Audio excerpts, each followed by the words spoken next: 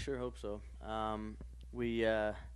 Yeah, I mean, why not try to go for the pole? I think now all of a sudden today was a big day for us. I mean, I thought we were at a bit of a deficit to my teammates to start the month, but we just kept rubbing on it. We never gave up, and we kind of we woke the car up, and obviously with this added boost today, it woke my car up in particular as well.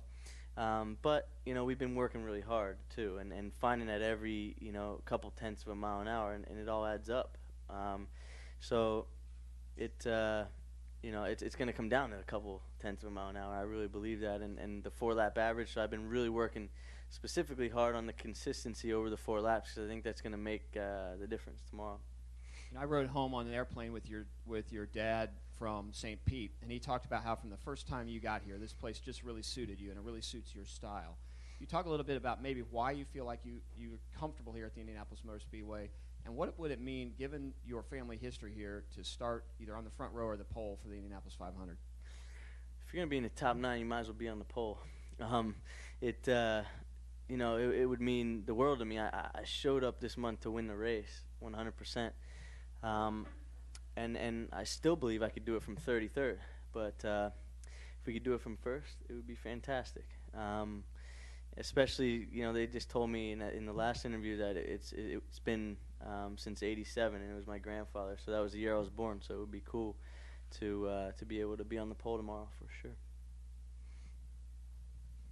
When you look back at where the team was last year, I mean, a car missing the show, having to pretty much get into the field, and then you look this year and you guys are all at the top. I mean, just talk about the dynamic contrast between last year and this year here.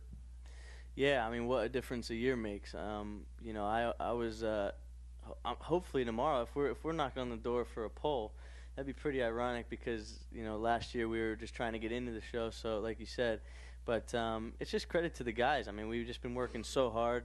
And, I think Alan McDonald, my engineer, and I have been working really well together. He has a lot of faith in me, and vice versa. So that's all you need is that kind of chemistry. And obviously the 5 of us work together as well. But, there's only so much the 5 of us can find. A lot of it's credit to the guys and just rubbing on the cars, and every little bit counts. And that's all we're doing is attention to detail. We learned that when we were just trying to get into the show, but now all of a sudden that we roll off with pace, now all those little things are putting us in a position to potentially run for the pole.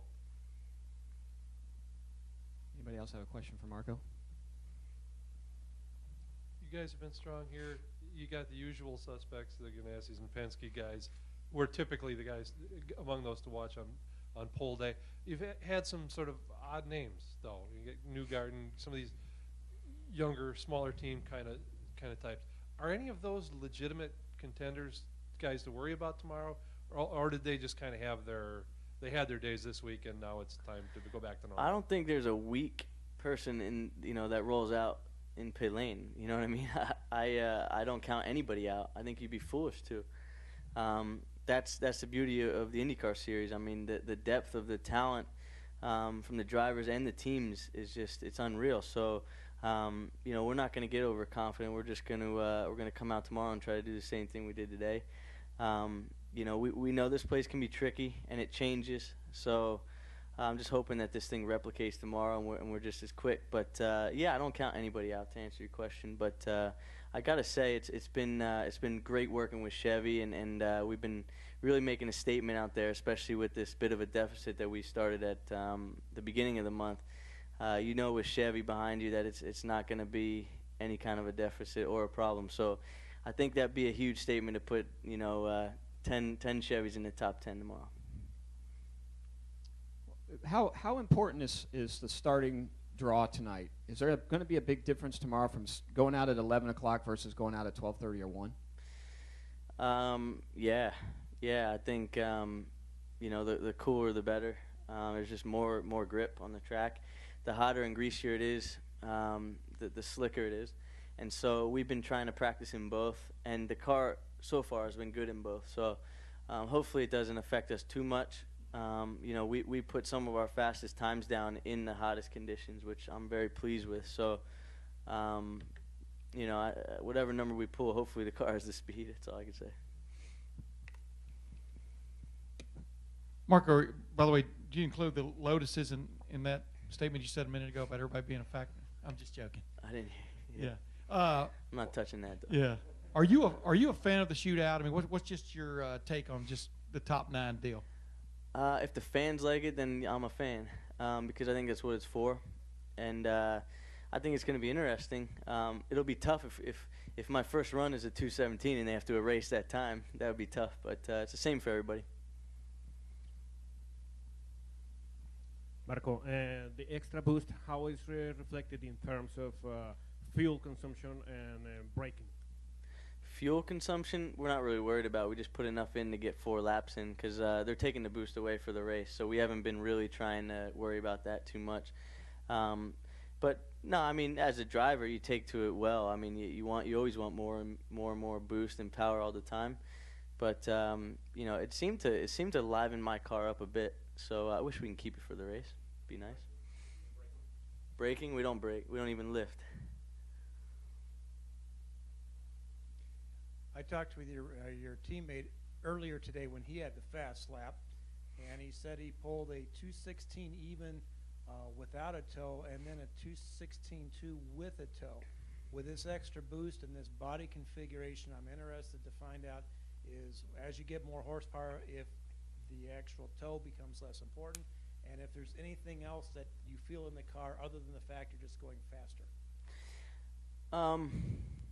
It's kind of free, isn't it? I mean, when you get horsepower, unless you're wheel spinning in the short shoots, and we don't have that kind of crazy horsepower, it's normally free. It's just kind of bumps all of our speeds up, and that's how we felt so far. I mean, I was expecting having to search for a lot more grip, but our car has been pretty consistent. So for everybody, it's just been faster. And to answer your first question, the tows are a little bit less effective now. You can, with a little bit more boost, they mean a little less. And obviously, a lot of guys, I'm sure, don't want to, at the wing angles we're at today, they don't want to be looking to get too close to another car. So, that's where greed comes in. You want to be P1, but you don't want to stick it in the fence, especially when it's fast. Back when your grandfather and when your father raced, I mean, some of these engines had 1,000 horsepower. You as a racer, is that kind of what you would like to see here? Because, I mean, that would pretty much break up the pack and get it back to, separating the field and racing again. Yeah, I mean, I'm always a fan of just trying to separate the men from the boys and just be a part of the men, obviously. But I don't know. As a driver, as I said earlier, the more power, the better. But it's all relative. When I was the quickest at a 2:23, yeah, maybe the fans don't think it's fast, but that was the goal. It's all relative, and everybody's the same. So I don't know. I think it would be fun to really get this almost to this place where it was tough to go flat. Not flat at minus whatever the rear wing goes to. That would be fun, but I think it's also it's a cool challenge. I think for Chevy and Honda and everybody to really just see what they can pull out of these V6s, because it's easy to tune down a V8, right? So it's tough to really maximize the V6, and I think credit to them, that's what they all chose, and that's where the future's going. So it's cool.